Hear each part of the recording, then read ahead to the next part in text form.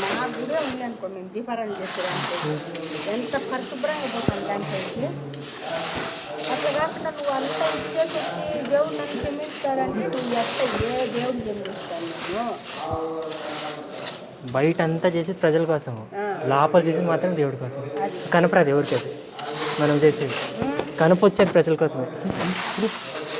ఎవరు కనపరాదు.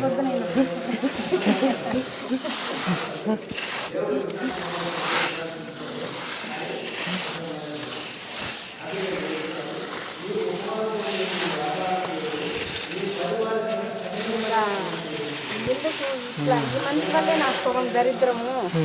స్నానం చేయడం లేదు, ఇప్పుడు ఎక్కడంటే అక్కడ తిరిగి వచ్చి నన్ను క్షమిస్తాడు అని నాలుగు మొహం గడుపుకొని కూర్చుంటాడు.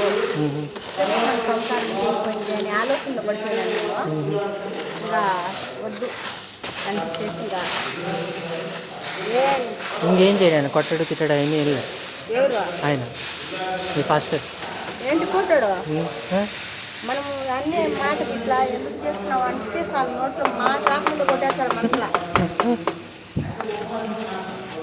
అప్పుడు మా కొడుకు చాలా చిన్నోడు కదా, ఏం అనలేకపోతా వచ్చినాడు. తప్ప ఆ మనిషికైనా మనల్నే కొడతాడనమాట. తప్పు నీ వల్ల పెట్టుకొని నన్ను కొట్టడం తప్పు కదా, అది నచ్చదు నాకు. నేను చెప్తా, ఇది చేసింది తప్పు అని చూపించి కొట్టు, నరికేసేయి, ఒప్పుకుంటా. నీ తప్పు పెట్టుకొని నన్ను కొడితే నేనే చూసుకుంటాను, తప్పు కదా.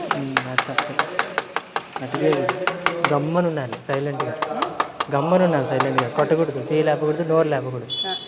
ఇప్పుడు నాలో నాకు నేను పోతానే మనసం దిగి మర్యాద ఇచ్చి అంత రెస్పెక్ట్ మనకి మనం ఏ రేంజ్లో ఉండాలా, అవునా కదా.